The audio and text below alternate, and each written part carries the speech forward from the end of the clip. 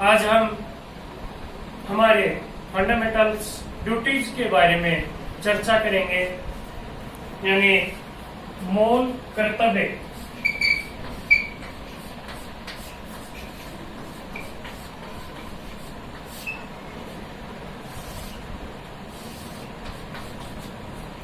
मूल कर्तव्य हम बात करें, हमारे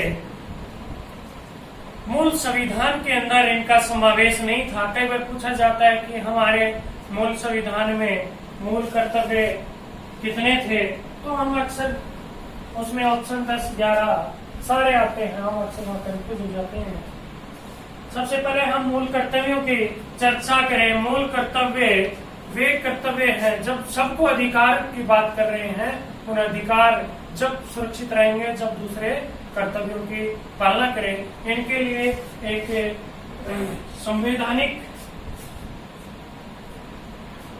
संवैधानिक जांच का एक आयोग बना था सरदार सवर्ण सिंह के द्वारा, एक समिति बनी थी।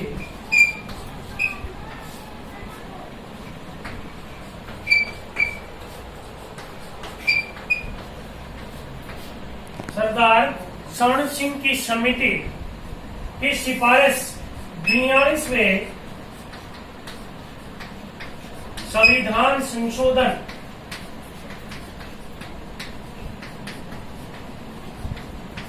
जो 1976 में पास हुआ था, इस समिति की सिफारिश के आधार पर हमारे संविधान में कर्तव्यों का समावेश किया। मूल संविधान में कर्तव्य नहीं थे। सरदार सवर्ण सिंह की समिति की सिफारिश के अंतर्गत अनेक जो 3 सिफारिशें इनकी नहीं मानी गई, 8 इनकी मानी गई, 2 और अन्य शामिल कर दिए गए। तो सबसे मुख्य बात आती है कि मूल कर्तव्य, सबसे पहले कि किस देश के संविधान से प्रेरणा लेके हमने मूल कर्तव्यों का समावेश किया है, उसके लिए आएगा सोवियत संघ। सोवियत संघ जो हम वर्तमान में रशिया या रूस कह रहे हैं, रूस की प्रेरणा से, संविधान की प्रेरणा से हमने भारत के संविधान में मूल कर्तव्यों का समावेश किया। इसके लिए एक समिति बनी थी। कई बार परीक्षा में पूछा जाता है। सरदार सवर्ण सिंह समिति की सिफारिश हुई थी, उसके द्वारा 42वें संविधान संशोधन सन 1976 जो 1977 में लागू हुआ। इस संविधान संशोधन को, 42वें संविधान संशोधन को मिनी कॉन्स्टिट्यूशन या लघु संविधान भी कहते हैं। इसके द्वारा ये मूल कर्तव्यों का समावेश किया गया। उस समय देश में आपातकाल भी लगा हुआ था। इस 42वें संविधान संशोधन में उस समय तत्कालीन प्रधानमंत्री थी श्रीमती इंदिरा गांधी।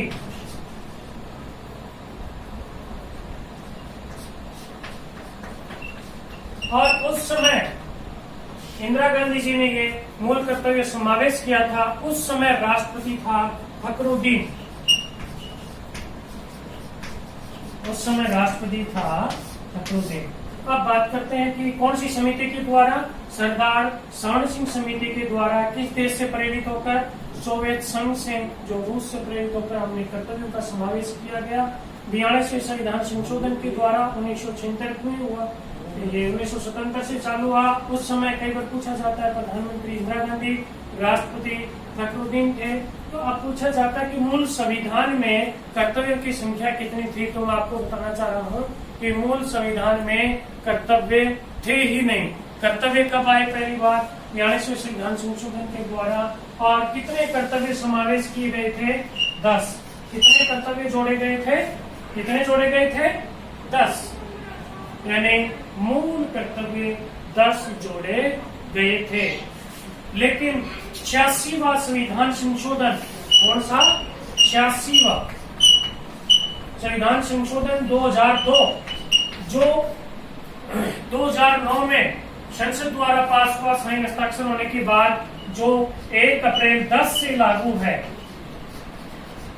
इसमें एक अमेंडमेंट और किया गया कि इसमें एक और जोड़ दिया गया। कितने हो गए? 11। वर्तमान में मूल कर्तव्यों की संख्या कितनी है? 11 थी। पहले कितने थे? 10 थे और अब कितने हैं? 11। हम एक बात छोड़ गए थे कि मूल कर्तव्य हमारे संविधान में थे नहीं, फिर किस अनुच्छेद के संविधान किस भाग में, यानी मैं आपको ये बताना चाह रहा हूँ संविधान का भाग 4 में इसको जोड़ा गया। अनुच्छेद 51 ए में यहाँ ये ध्यान देने की बात है कि मूल कर्तव्य संविधान के किस भाग में है, 4 में। 4 में हमें पता है क्या है, नीति निर्देशक तत्व। 3 में हमने अधिकारों की बात की थी, तो 4 में हमें मूल कर्तव्य जोड़े गए। और अनुच्छेद 51 ए में 42वें संविधान संशोधन जो सन 1976 जो 1977 से लागू हुआ, उस समय सिफारिश की गई सरदार स्वर्ण सिंह समिति, प्रधानमंत्री इंदिरा गांधी, राष्ट्रपति फखरुद्दीन द्वारा कितने कर्तव्य जोड़े गए, 10। 86वां संविधान संशोधन जो 2009 में पास हुआ, 1 अप्रैल 2010 से पूरे देश में लागू हुआ, उसके पश्चात कितने बने, 11। अब हम बात करेंगे हमारे कर्तव्यों के बारे में। हमें ये 11 के 11 यहाँ तक कि IAS तक के पेपर में ये पूछे जाते हैं कि कर्तव्य थोड़ा सा कठिन होता है। हमें प्यारे बच्चों इनके अंदर ये बताना पड़ता कर्म से ये कौन सा कर्म का है। मैंने भी एक बार देखा IAS का प्री का पेपर, उसके अंदर भी ये बातें थी, वैज्ञानिक दृष्टिकोण। तो मैंने सोचा ही नहीं कि ये हमारा कर्तव्य भी हो सकता है, इसलिए हमें इन्हें 2-5 बार पढ़ेंगे तो हमें ये अच्छी तरह से याद हो जाएंगे। सबसे पहला मैं शॉर्ट में लिखा हूँ, हमारे पास पहला कर्तव्य है कि क्या है, संविधान का पालन करें। क्या करें, संविधान का पालन करें। संविधान का पालन करें तथा जो उसके आदर्श है, संस्थाएं हैं, राष्ट्रगान तथा राष्ट्रध्वज का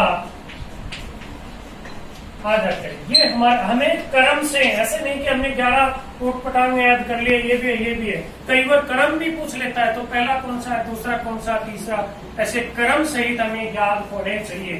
पहला हमारा कर्तव्य है कि संविधान का पालन करें तथा उसके जो भी आदर्श हैं, उसकी संस्थाएं हैं, राष्ट्रगान है तथा राष्ट्रध्वज का आदर करें। हमें ये ध्यान देने योग्य बात है कि यहाँ केवल और केवल राष्ट्रगान है, राष्ट्रगीत नहीं है।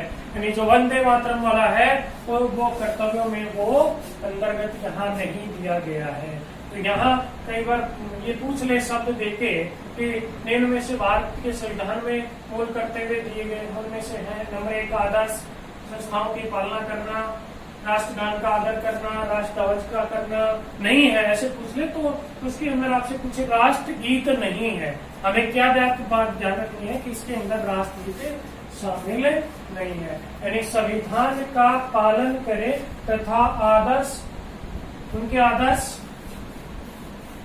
जो भी उनके आदर्श है, संस्थाएं, राष्ट्रगान और राष्ट्रध्वज का पालन करें।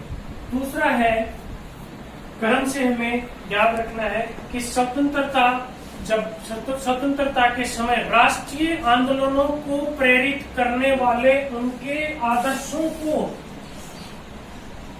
यानी आदर्श से, कौन से आदर्श, स्वतंत्रता को प्राप्त के समय जो भी राष्ट्रीय आंदोलन चले थे उनके आदर्शों को हृदय में संजोए रखें तथा उनका आदर करें, उनकी पालना करें।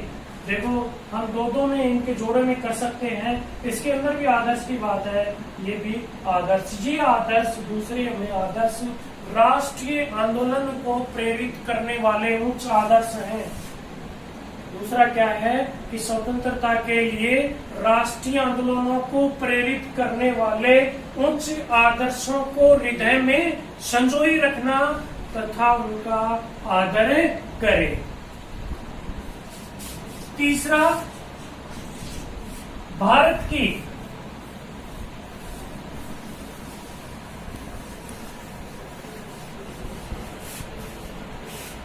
तीसरा है भारत की प्रभुता, भारत की प्रभुता, एकता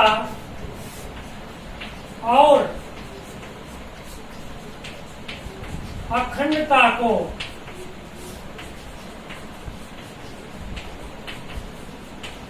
अक्षुण्ण बनाए रखें।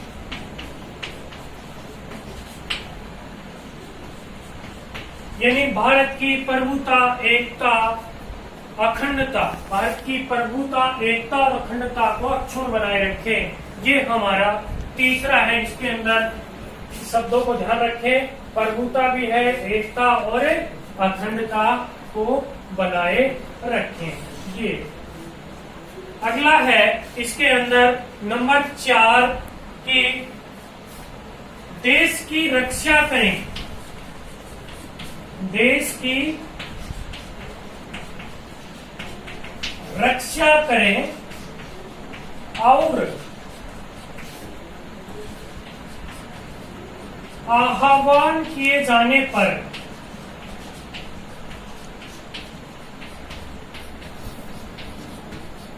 राष्ट्र की सेवा करें। किसकी सेवा करें?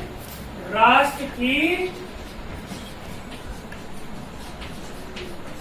सेवा करें, देश की रक्षा करें और आह्वान किए जाने पर राष्ट्र की सेवा करें। देखो, दोनों में राष्ट्र की बात जुड़ी हुई है।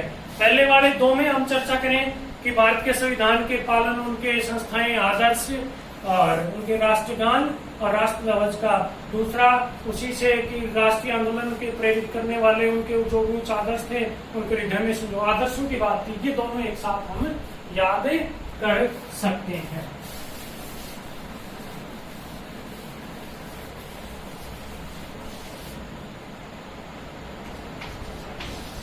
नंबर 5 है कि भारत के सभी लोगों में, मैं शॉर्ट में लिख रहा हूं, भारत के सभी लोगों में समरसता और समान भ्रातृत्व की भावना का विकास करें। भारत के सभी लोगों में समरसता और समान भ्रातृत्व की भावना का विकास करें, जो क्षेत्र, भाषा, धर्म के भेदभाव से परे हो। ऐसी प्रथाओं का त्याग करे जो महिलाओं के सम्मान का विरोध करे। ऐसी प्रथाओं का हम क्या करें? त्याग करें। हमारे फंडामेंटल ड्यूटीज इसमें छठा है कि भारत की समन्वित संस्कृति की गौरवशाली परंपरा के महत्व को समझे और उसका परिरक्षण करे। यानी कैसी समन्वित, जोड़ने वाली, समन्वित जो संस्कृति है उसके गौरवशाली परंपरा का महत्व समझे और उसका परिरक्षण करे। ये समन्वित जो संस्कृति की बात कर रहा है, उसकी जो भी गौरवशाली परंपरा है उसके महत्व को समझे और जोड़ने वाली संस्कृति, उसके महत्व को समझे और उसका परिरक्षण करे। 7वां है कि प्राकृतिक पर्यावरण। 7वां क्या है? प्राकृतिक पर्यावरण, जिसके अंतर्गत, प्राकृतिक पर्यावरण जिसके अंतर्गत, इसके अंतर्गत क्या क्या बातें आएंगी? वन, झील, नदी एवं वन्य जीव, वन्य जीव की रक्षा करें तथा प्राणी मात्र के प्रति क्या रखें? दया भाव रखें। यानी प्राकृतिक पर्यावरण की रक्षा करनी है, जिसके अंतर्गत वन, झील, नदी, वन्य जीव आते हैं, और प्राणी मात्र के प्रति क्या रखें? दया भाव रखें।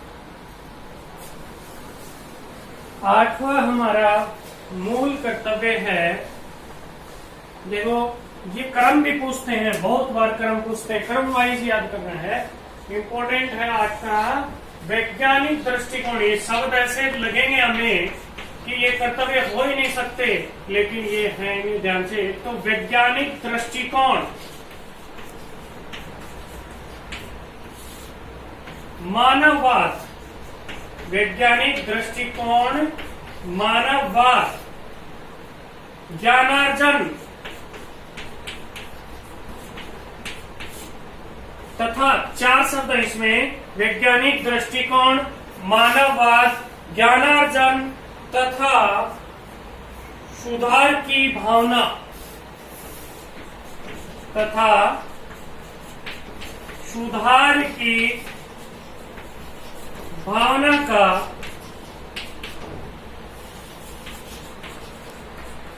विकास करें। वैज्ञानिक दृष्टिकोण, मानववाद, ज्ञानार्जन और सुधार की भावना का विकास करें। ये शब्द, ये शायद हम बिना ध्यान से देखे, ये हमें कई बार प्रश्नों में बहुत बार प्रश्न आता है कि निम्न में से कौन सा आपकी मोरल ड्यूटी नहीं है।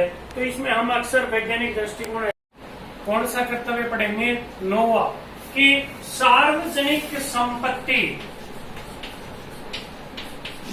सार्वजनिक संपत्ति की क्या करें? सुरक्षा करें, सुरक्षा करें और हिंसा से दूर रहें। क्या रहें? हिंसा से दूर रहें। देखो बहुत हर एग्जाम में इनसे संबंधित कर्तव्य, अधिकार, नीति निर्देशक प्रस्ताव ये महत्वपूर्ण विषय है। चाहे आप कंपटीशन एग्जाम देना किसी भी, चाहे नीचे 4th क्लास से ग्रुप डी से लेके IAS तक के एग्जामों में इनसे संबंधित अवश्य प्रश्न आते हैं। लिखने में आसान लगते हैं, लेकिन हम इनको पढ़ते हैं तब पता चलता है गहराई से। सार्वजनिक संपत्ति की सुरक्षा करें और हिंसा से दूर रहें। 10वां क्या है? देखो 10वां उन्नति की बात करता है, उत्कर्ष की बात करता है, यानी व्यक्तिगत और सामूहिक गतिविधियों के सभी क्षेत्रों में उत्कर्ष की ओर, यानी उन्नति की ओर क्या करें? प्रयास करें, जिससे राष्ट्र निरंतर प्रगति करते हुए उत्कर्ष की ऊंचाइयों को छू ले। यानी हम इसमें शॉर्ट में देखें तो हम इसको उत्कर्ष से याद कर सकते हैं। किससे याद कर सकते हैं? उत्कर्ष, या व्यक्तिगत और सामूहिक गतिविधियों के सभी क्षेत्रों में उत्कर्ष की ओर उन्नति का प्रयास करता रहे, व्यक्तिगत रूप से भी और सामूहिक रूप से भी, जिससे देश निरंतर उन्नति करते हुए उत्कर्ष की ऊंचाइयों को छू सके। ऐसा नहीं कि जैसे कि हमें नौकरी लग गई कि हम तो टीचर बन गए, अब पढ़ने की जरूरत नहीं, ऐसी बात नहीं है। कि हमें सबको, ये हमारी ड्यूटी, हमारे ज्ञान को बढ़ाते हुए रहना है। अंतिम है हमारे पास कि 6 से 14 वर्ष 6 माता पिता या संरक्षक या अभिभावक का यह कर्तव्य है कि 6 से 14 वर्ष की आयु के बच्चे को शिक्षा का अवसर मुहैया कराया जाए। ये हमें पहले भी चर्चा कर चुके हैं कि 86वां संविधान संशोधन 2002 जो 1 अप्रैल 2010 से लागू हुआ, उसके द्वारा ये जोड़ा गया। स्टूडेंट, डियर स्टूडेंट्स, हम कई बार ये आते हैं कि जैसे कि आपके मूल अधिकारों का हनन होता है तो अनुच्छेद 32 के तहत आपके सर्वोच्च न्यायालय आपके रिट या लेख जारी करता है। आप यानी कहने का मतलब मूल अधिकारों के हनन पे आप कोर्ट के अंदर न्यायालय में जा सकते हैं, वाद योग्य है। लेकिन मैं ये बताना चाहूंगा कि मूल कर्तव्य अवाद योग्य हैं, यानी न्यायालय के अंदर नहीं जा सकते आप कि केवल मूल कर्तव्यों के आधार पर कि इसने अपने कर्तव्यों की पालना नहीं की इसलिए इसको सजा दो, ऐसी व्यवस्था नहीं है। यानी ध्यान देने की बात है कि मूल कर्तव्य अवाद योग्य कैसे हैं, अवाद योग्य है। लेकिन मैं ये भी याद दिलाना चाहूंगा कि जैसे कि कोई भी आपका कर्तव्य है कि प्राकृतिक पर्यावरण, साथ वाला प्राकृतिक पर्यावरण जिसके अंदर वन, झील, नदियां, वन्य जीव की रक्षा करे और प्राणी मात्र के प्रति दया भाव रखें, लेकिन आपने पालना नहीं की उसकी, तो इस कर्तव्य के आधार पे आपके समझ ये नहीं देंगे, आपको सजा दंड का प्रावधान नहीं है। लेकिन वन एवं वन्य जीव अधिनियम 1972 एक नियम है, वन एवं वन्य जीव एक अधिनियम बनाया गया है जो 1972 में बनाया गया है। इसके नियम के आधार पर आपको सजा दी जाती है। जगदीश शरण वर्मा एक मूल अधिकारों से संबंधित एक रिपोर्ट है, वो भी याद रखना कि इससे संबंधित है। जगदीश शरण वर्मा ने एक एम वेंकटचलैया, एक सुप्रीम कोर्ट का न्यायाधीश है एम वेंकटचलैया, वेंकटचलैया,